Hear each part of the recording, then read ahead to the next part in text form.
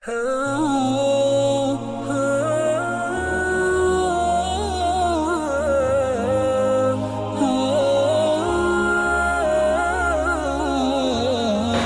alhamdulillah, nahmaduhu wa nasta'inuhu wa nastaghfiruh.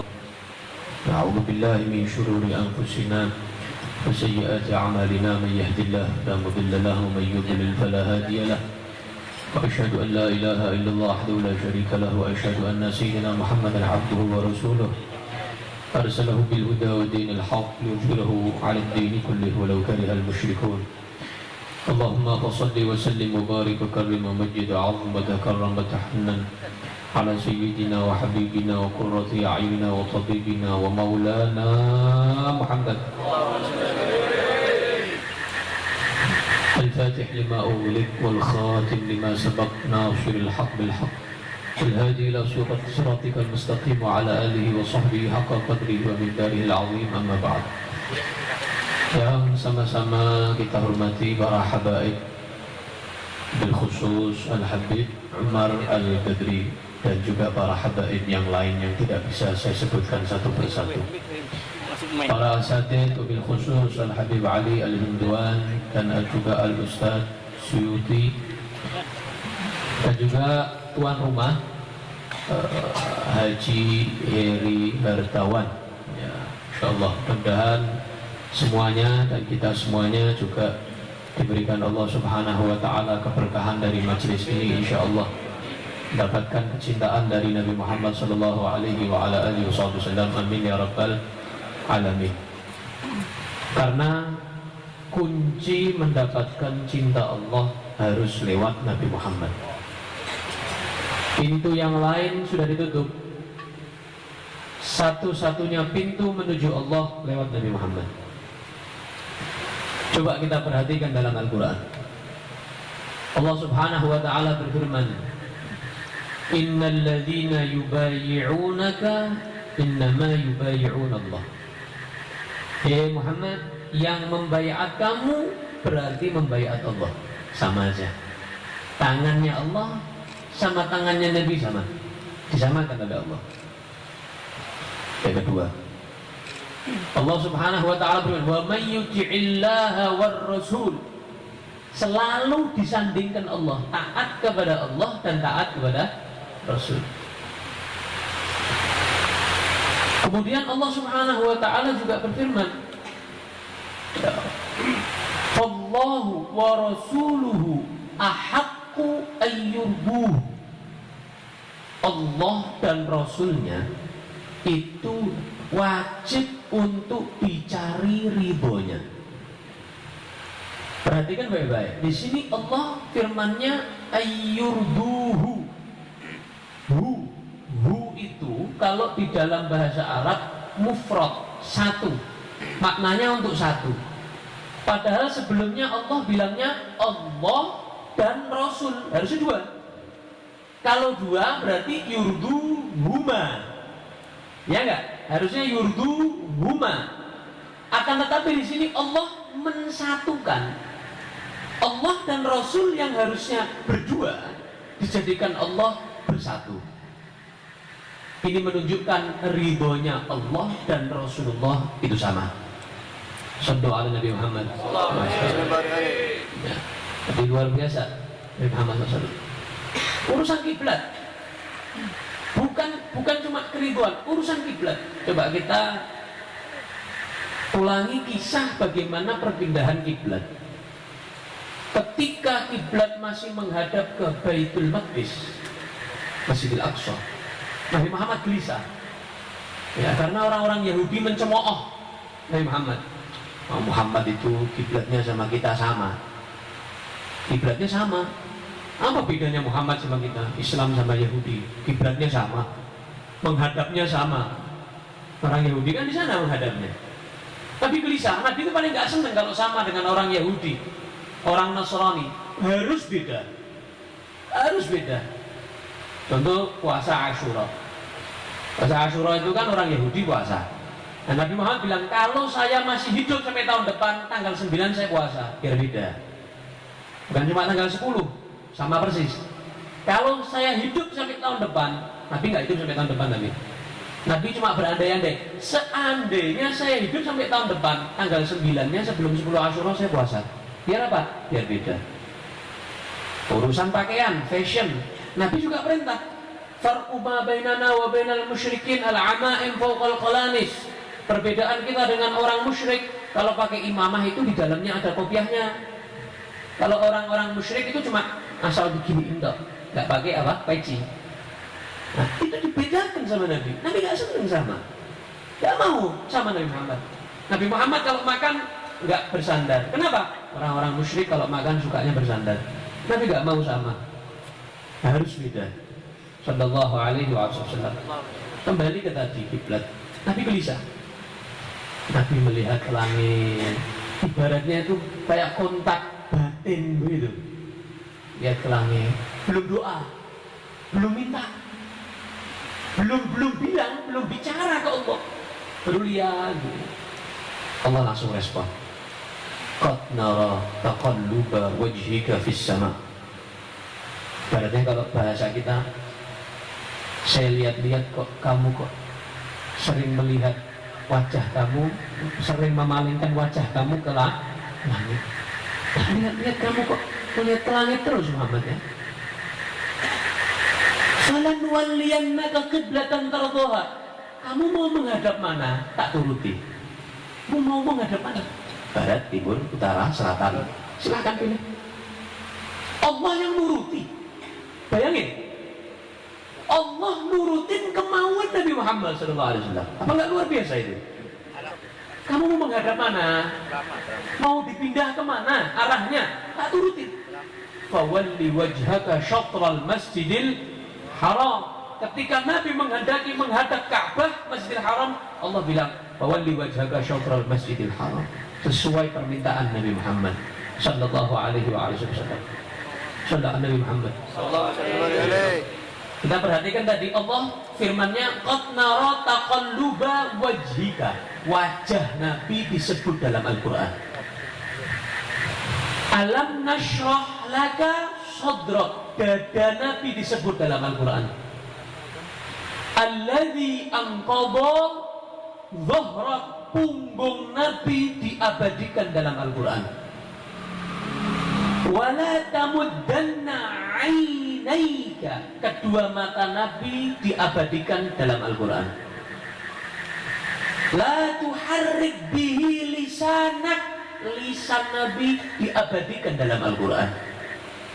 Wala takhuttuhu biyaminik. Tangan kanan Nabi diabadikan dalam Al-Qur'an. Sallallahu alaihi Nabi Muhammad. Allah kalau nyapa Nabi itu dengan organ tubuh yang berbeda-beda. Kenapa? Organ tubuhnya Nabi itu semua mulia. Sampai diabadikan, disebut sama Allah. Allah itu Tuhan. Allah itu Khalik, pencipta, Rabbul Alamin, yang memiliki segalanya. Allah bersumpah dengan zatnya sendiri, gampang, bisa, berhak Allah. Allah bersumpah demi makhluknya juga bisa. Tapi hebatnya Allah bersumpah di dalam Al-Quran, la'amruka innahum lafi sakratihim ya'mahun. Demi umur kamu wahai Nabi Muhammad. Umur Nabi Muhammad dibuat sumpah sama Allah. Mulianya seperti apa itu umur Nabi Muhammad itu? Sampai Allah bersumpah demi umur Nabi Muhammad. Masih bilang muji Nabi Muhammad itu hulu, lebay, alay, berlebihan. Sedangkan Allah sendiri memuji Nabi Muhammad sampai sedemikian rupa. Sallallahu alaihi Nabi Muhammad. Luar biasa. Allah tuh muji akhlaknya Nabi, bukan kamu akhlaknya baik, enggak. Allah bilangnya gimana? Wa innaka la'ala khuluqin 'azim. Sesungguhnya engkau wahai Nabi Muhammad la'ala, di atas akhlak yang baik. Di atas akhlak yang baik. Sallallahu alaihi Nabi Muhammad. Bukan cuma berakhlak yang baik, di atas. Makanya Nabi diutus untuk apa? Innama bu'itsu liutammima makarimal akhlak. Bukan saya diutus untuk mengajarkan akhlak yang baik. Oh enggak. Nabi bukan diutus mengajarkan akhlak yang baik, menyempurnakan. Liutammima, itmam, tatmim, menyempurnakan akhlak yang baik. Sallallahu alaihi wa ala alihi wa sahbihi wasallam. Ya. Makanya banyak orang, kenapa di dalam Al-Quran itu kok nggak banyak kisah-kisah tentang Nabi Muhammad, mukjizatnya? Nabi Musa kan banyak, Nabi Adam kisahnya banyak, ya kan? Nabi Ibrahim, Nabi Ismail banyak kisahnya. Kenapa Nabi Muhammad kisah-kisahnya nggak banyak di dalam Al-Quran? Jangan salah, tadi itu yang kita sebutkan keromantisan Allah dengan Nabi Muhammad, keakraban Allah dengan Nabi Muhammad, Allah tampakkan di dalam Al-Quran. Allah lihat Nabi Muhammad sholat tahajud sampai bengkak, Allah turunkan ayat, Taha ma anzalna alaikal qur'ana litashqa. Wahai Taha, hai Nabi Muhammad, aku nih nurunin Al-Quran bukan biar kamu itu kakinya bengkak. Itu langsung Allah yang negur. Kalau kita sholat sampai bengkak nggak ada yang negur. Kalau kita mungkin bengkak dulu baru sholat, tobat. Tapi kalau Nabi Muhammad sholat sampai bengkak, Allah yang negur. Saudara Nabi Muhammad, Masya Allah. Nabi Muhammad kepikiran sampai beliau nggak nafsu makan, sampai beliau nggak nafsu ngapa-ngapa. Kenapa? Mikirin orang-orang kafir meninggal dalam keadaan kafir. Kenapa dia nggak masuk Islam, nggak jadi saudara saya, masuk surga sama saya? Dipikirin sama Nabi. Kalau kita ada orang mati kafir, syukurin. Orang masuk neraka disyukur-syukurin. Kalau Nabi ada orang masuk neraka, itu Nabi Muhammad kasihan. Kenapa nggak masuk Islam? Dipikiri sama Nabi. Allah negur Nabi. Fala'allaka bakhi'un nafsaka ala atharihim illam yu'minu bihadzal hadithi asafa. Ibaratnya kalau bahasa kita, wahai Muhammad, jangan gini kamu. Mikiri mereka kok sampai kamu sakit begini. Kan urusanku, hidayah atau tidak kan urusanku. Sudah biarkan urusanku memberikan hidayah kepada mereka. Urusanmu menyampaikan kepada mereka. Jangan siksa diri kamu sampai seperti ini. Sallallahu Nabi Muhammad. Langsung Allah yang respon. Responnya langsung. Ketika terjadi Amul Huzn, tahun kesedihan Nabi Muhammad, dalam tahun yang sama, dalam minggu yang sama, dua kekasih Nabi meninggal. Sayyidina Abu Talib, paman Nabi, dan Sayyidatuna Khadijatul Kubra, Siti Khadijah, dalam waktu yang singkat meninggal. Sedihnya luar biasa Nabi Muhammad. Dua-duanya yang berjuang bersama Nabi dari nol. Sedih luar biasa. Kalau kita misalnya lagi sedih, tiba-tiba ada yang ngetuk rumah kita, ucap salam, ada apa ya? Pak, tahun depan saya ajak haji gratis sama saya. Kira-kira senang atau enggak? Senang. Alhamdulillah. Gelisahnya berkurang, sumpeknya berkurang, jenuhnya berkurang. Kenapa? Alhamdulillah, tahun depan bisa haji gratis. Atau bulan depan umrah gratis. Senang. Diajak umrah gratis, haji gratis. Nabi Muhammad, ketika Allah melihat Nabi Muhammad sedih, dipanggil oleh Allah, lihat langit, lihat surga, lihat neraka, lihat barzakh, lihat Baitul Maqdis, ketemu Nabi, ketemu Rasul, melihat keindahan Allah, Arsy, Baitul Ma'mur, Sidratul Muntaha, sampai ketemu Allah Subhanahu wa taala. Saudara Nabi Muhammad. Langsung diundang. VIP itu. Via tidak terbatas itu. Langsung dipanggil ketemu Allah. Nggak luar biasa itu. Di tahun kesedihan Nabi dipanggil, "Dah sini kamu, nggak usah sedih. Ketemu aku yuk." Ibaratnya begitu. Saudara Nabi Muhammad. Masya Allah. Makom yang luar biasa. Gak ada Nabi yang bisa menyamai Nabi Muhammad. Kenapa? Mereka diciptakan dari cahaya Nabi Muhammad. Gak bisa. Imam Busiri menyatakan, khafatta kulla maqamin bil idafati iz nudita bil raf'i mitral mufradil alami. Saudara Nabi Muhammad, engkau telah menjadikan makom-makom yang lain, derajat-derajat yang lain di bawahmu wahai Nabi Muhammad. Tidak ada yang menyamai. Lam yudanuhu fi ilmin wala karami. Gak ada yang menyamai Nabi dalam ilmu ataupun kedermawanan ataupun kemuliaan. Sallallahu alaihi wa alihi wasallam. Gak ada. Diibaratkan oleh Imam Al-Busiri, min nuqtatil ilmi atau min syaklatil hikami. Ibarat para nabi itu kemuliaannya hanya setitik daripada kemuliaan Nabi Muhammad. Setitik. Sallallahu Nabi Muhammad. Nih satu contoh ya, satu contoh. Nabi Musa itu pengen melihat Allah. Nabi Musa kan derajatnya mukalamah, kalimullah, bisa komunikasi dengan Allah. Naik gunung Tursina, kemudian komunikasi dengan Allah tanpa melihat Allah. Dan Nabi Musa itu diceritakan dalam kitab sejarah. Kalau pulang dari gunung Tursina itu bercadar dia.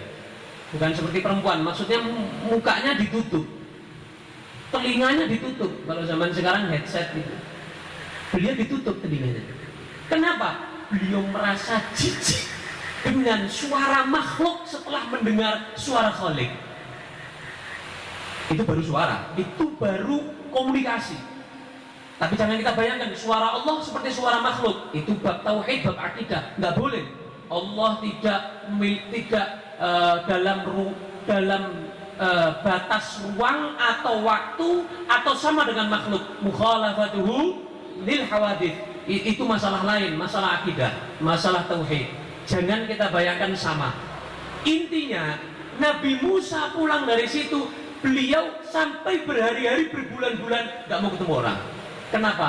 Masih merasakan nikmatnya komunikasi dengan Allah. Itu komunikasi aja itu, belum ketemu. Suatu saat diceritakan, diabadikan dalam Al-Quran, Nabi Musa pengen nambah lah, pengen nambah, naik lagi. Rabbi arini anzur ilaik, ya Allah, izinkan saya untuk melihatmu. Apa kata Allah? Lantaroni, gak bakal bisa kamu lihat aku. Lan, pakai lan. Dalam ilmu nahu, lan itu gak bakal bisa kamu lihat aku. Kecuali nanti bil akhirah. Kalau kita termasuk orang-orang ahli surga, wujuhu yawma idzin nadhirah ila rabbiha nadhirah. Allahumma amin ya rabbal alamin. Bisa melihat Allah. Warzuqna nadhara ila wajhikal karim, ya. Lepas kedua sandal kamu di mana? Tempat yang suci. Gunung untuk komunikasi dengan Allah Subhanahu wa ta'ala. Ibarat kita masuk masjid pakai sandal, gak sopan, itu baru masjid. Ini tempat komunikasi dengan Allah. Suruh ngelepas sandalnya. Nah, ini sekarang Nabi Muhammad nih. Ini Nabi Muhammad ya. Ini Nabi Muhammad sekarang ini. Ketika Mi'raj, ketika sampai di Sidratul Muntaha. Sidrah itu sebuah pohon yang sangat besar. Pohon sidir, pohon bidara. Di sini apa namanya? Sama, bidara juga. Bidara juga di sini namanya. Ya sama ya, daun bidara itu. Pohon bidara besar, satu daun itu bisa menyelimuti bumi. Satu daunnya bisa menyelimuti bumi, besar banget. Muntaha itu ujung. Nggak ada lagi setelah itu alam semesta. Sudah lepas dari ruang dan waktu. Jadi jangan dibayangkan Nabi Muhammad ketemu Allah dalam ruangan, nggak ada. Dalam waktu tertentu, nggak ada. Makanya Nabi Muhammad itu Isra Mi'raj.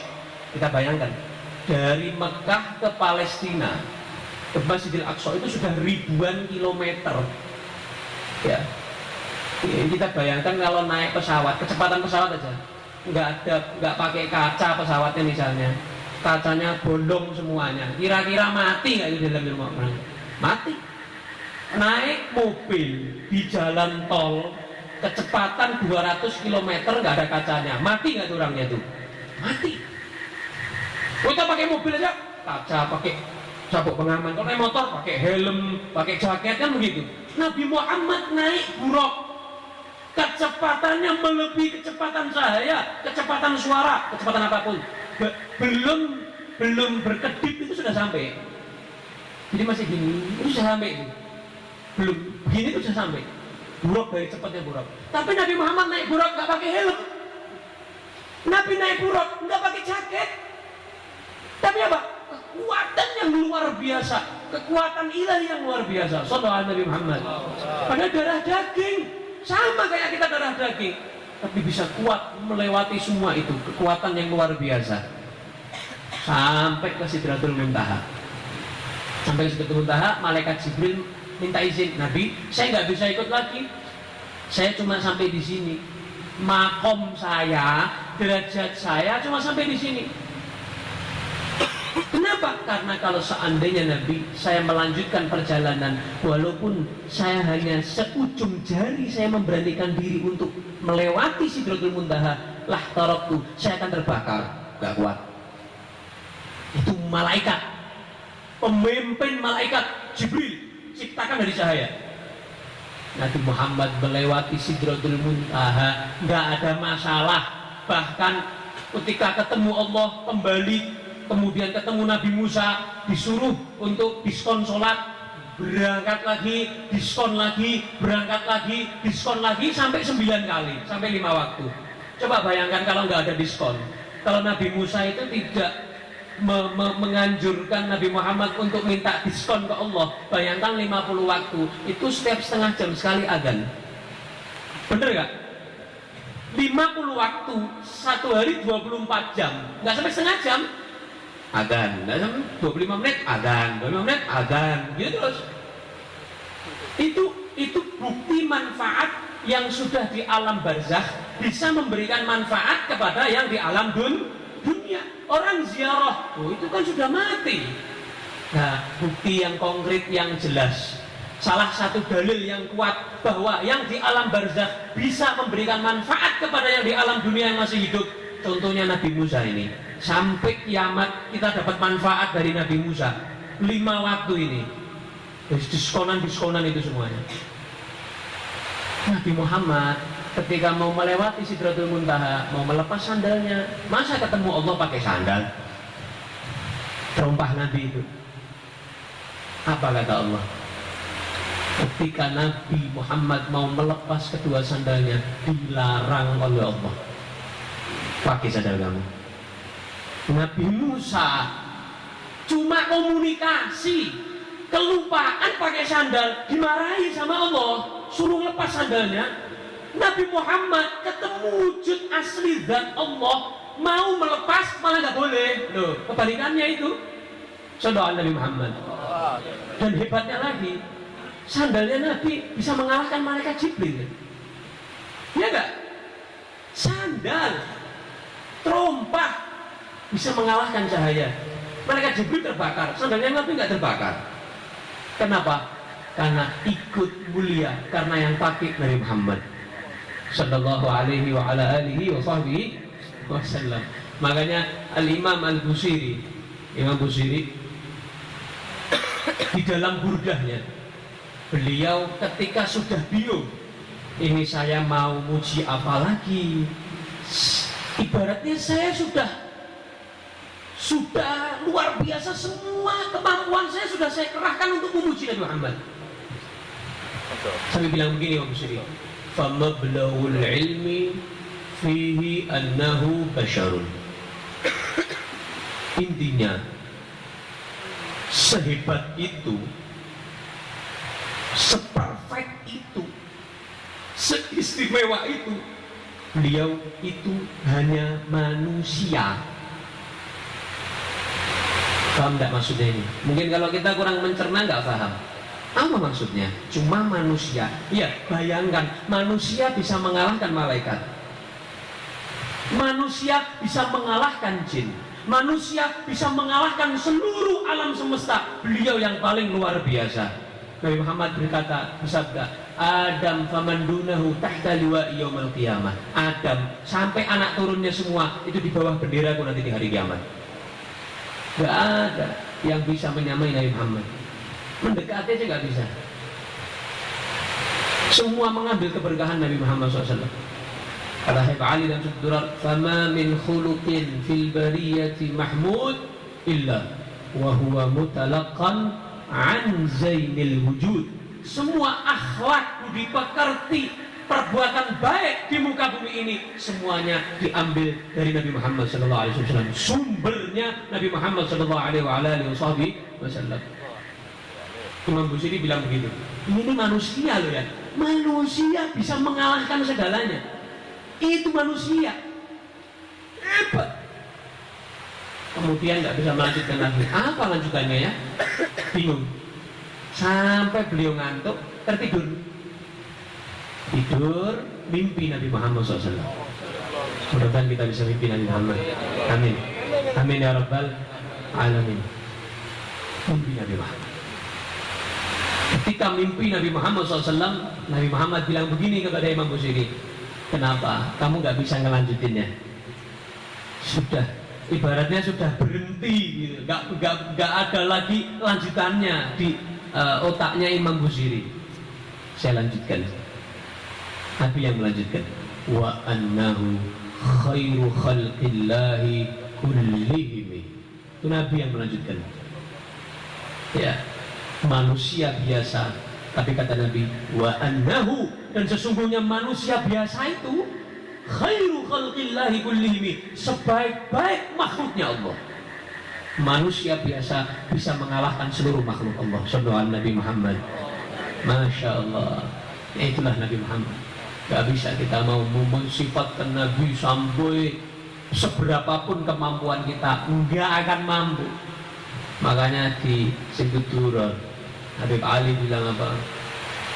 Wa illa fa anna tu'ribul aqlam an syu'uni khairil anam.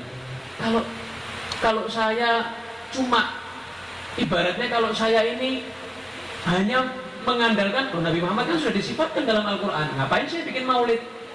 Nabi Muhammad kan sudah disifatkan dalam hadis, ngapain saya bikin maulid? Akhirnya nanti saya nggak nulis-nulis kalau begitu, kata saya Bali. Saya nggak nulis-nulis ini akhirnya.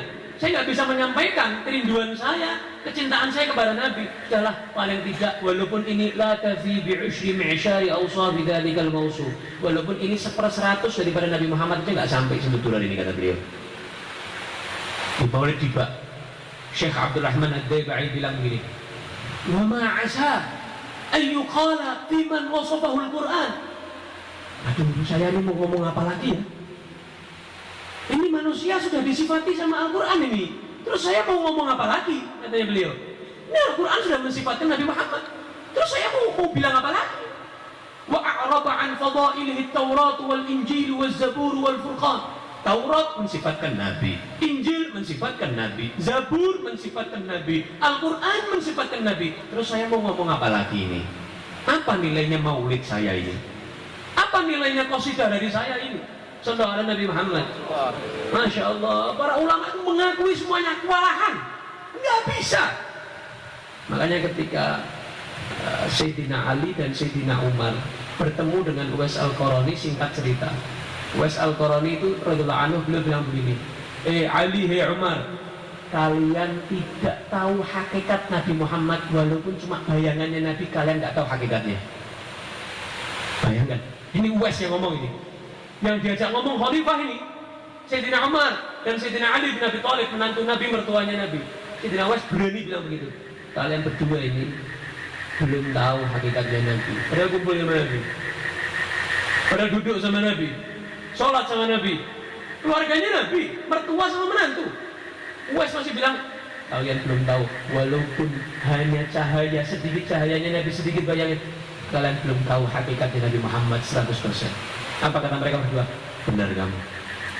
Kita nggak ada yang tahu hakikat Nabi Muhammad, keaslian, betul-betul makom Nabi Muhammad, kecuali penciptanya Nabi Muhammad Sallallahu Alaihi Wasallam. Mudah-mudahan kita dapat keberkahan Nabi, mendapatkan sinar asrar rahasia dari Nabi Muhammad Sallallahu Alaihi Wasallam.